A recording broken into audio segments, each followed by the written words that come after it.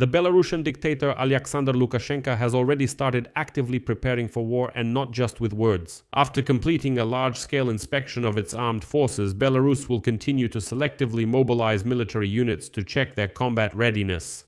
The point is that Lukashenko has announced a partial mobilization in Belarus amid new threats from Russia against Ukraine.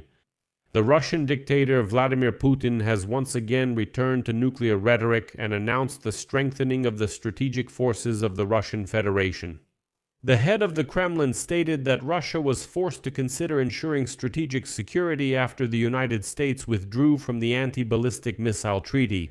At the same time, details have emerged about how exactly Russia used these 3 days of truce on the front line. And unfortunately for the armed forces of Ukraine, this became a problem as the enemy did not waste any time. Meanwhile, the Kremlin has once again stated that Vladimir Putin is ready for negotiations with Zelensky, but on one condition. What is it? We'll discuss it in this episode. I'm Pechiy. Let's discuss these topics. But before we start, I ask you to subscribe to this channel, give it a like, and leave any comment under this episode, and subscribe to my channel and the Pechiy News Telegram channel. The link to it is in the description of this video. There we post breaking news as it comes in.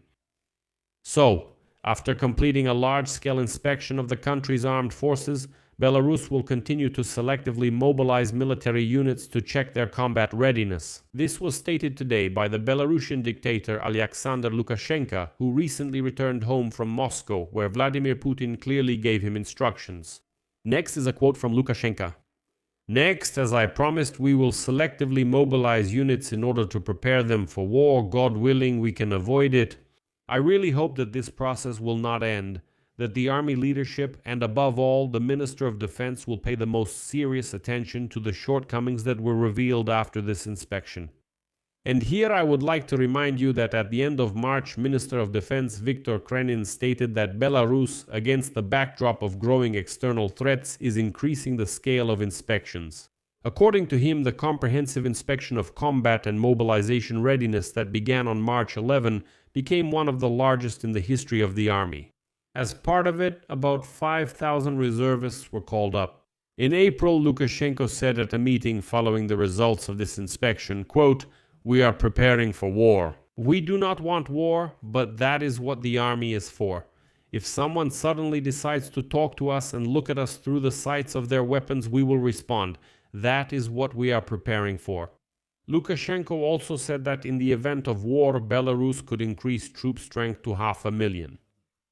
And I'll just remind you that in March of last year, Lukashenko signed a decree to transfer government agencies and other organizations to operate under wartime conditions.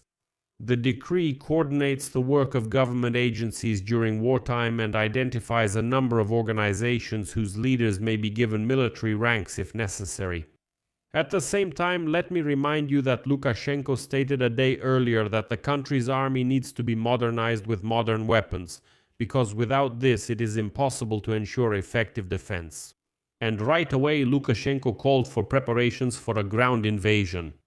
The dictator of Belarus also noted that the Belarusian army must take into account the characteristics of its own territory as a potential theater of military operations. He added that modern wars cannot be won by airstrikes and missile attacks alone.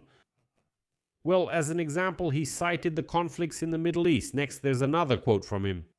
The latest conflicts show this. Let's say the armed confrontation between Iran, Israel, and the US. What did it show? They dropped bombs and missiles. And did they win? No, without a ground operation, nothing works. And a month before that, Lukashenko urged his citizens to prepare for World War III, both mentally and strategically. Here's another quote from him. Let's drop all illusions about the possibility of a diplomatic resolution to a global conflict. Even international law is unable to ease the tension. Lukashenko also noted the trend toward expansion. He pointed to the threat from the collective West. And he added that Belarus is, quote, at the epicenter of a prolonged major military political crisis. And at the same time, the Russian dictator Vladimir Putin has once again returned to nuclear rhetoric, and he announced the strengthening of the strategic forces of the Russian Federation. The head of the Kremlin stated that Russia was forced to think about ensuring strategic security after the withdrawal of the United States from the anti-ballistic missile treaty. Putin also mentioned the Oreshnik missile system and stated that it could be equipped with nuclear warheads. Separately, the Russian balding dictator congratulated Russian military personnel on the successful tests of the Sarmat intercontinental missile. According to the commander of the strategic missile forces of the Russian Federation, the first regiment with Sarmat systems is planned to be put on combat duty by the end of this year. Putin claims that the range of this missile can exceed 35,000 kilometers. The Kremlin also stated that Sarmat is supposed to replace the Soviet Voyevoda system and allegedly significantly surpasses it in combat capabilities. Well, basically, Vladimir Putin has once again pulled out the nuclear club and is once again waving it around with bravado. And all this pressure from the Kremlin is for one purpose: to try to intimidate Ukrainians. Why is that? Look. Against the backdrop of threats from Lukashenko and Putin, the Kremlin spokesman Dmitry Peskov appears. And he declares that Vladimir Putin is ready to meet with the president of Ukraine, Volodymyr Zelensky, at any moment, but only if it marks the final stage of ending the war, and he says that more work needs to be done on this. Putin's press secretary also stated that the so-called special military operation will stop at any moment as soon as the necessary decisions are made in Kyiv, which they are well aware of. Well, what is meant is the surrender of Donbass. Peskov emphasized that the developments regarding Ukraine suggest that a settlement is drawing closer, but at the same time he noted that it is too early to talk about specific details. And finally, I would like to note that while the 3-day truce lasted from May 9 to May 11, the Russian occupiers used the pause to secretly redeploy troops and launch massive attacks with new types of drones. As analysts from the Institute for the Study of War pointed out, on the last day of the truce, May 11, the fighting did not stop, although their intensity somewhat decreased. According to NASA's satellite system, fires and shelling continued along the entire front line, despite political statements about the truce. And according to Ukrainian military data, the Russian army used the declared pause not for de-escalation, but to reinforce its units. In particular, a representative of the Ukrainian brigade in the Lyman direction reported that the occupiers were bringing in reserves, amassing personnel, and continued to actively use FPV drones and artillery.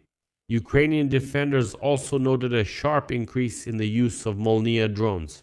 According to them, during the so-called ceasefire, Russia even intensified attacks with these drones compared to previous days. The armed forces of Ukraine suggest that the occupiers may have been stockpiling these drones in advance to use the ceasefire period for covert pressure on the front line. And right now, Russian troops continue their attempts to break through to Ukrainian positions on the left bank of the Oskil River. This is in the Kupiansk sector in the Kharkiv region. Russian troops also continued limited offensive actions in the Dobropilya tactical area. In addition, the Russian army remained. It maintained limited ground activity in the Novopavlivka and Oleksandrivka sectors, despite the declared ceasefire. Overall, it is now obvious that Putin, of course, would like Ukraine to capitulate and sign a peace agreement. Well, in order to do that, he needs to create new flashpoints, and here are 2 points for you: Belarus and new threats to use nuclear weapons. I'll leave it at that. Your opinion, your conclusions, write them in the comments under this episode, subscribe to the channel, click the bell, and don't forget to like. If you want to support the work of this YouTube channel, you can do so financially with any donation using the links and details in the description of this video or by the QR code on your screens. That's all for now. Take care of yourselves. Goodbye, everyone.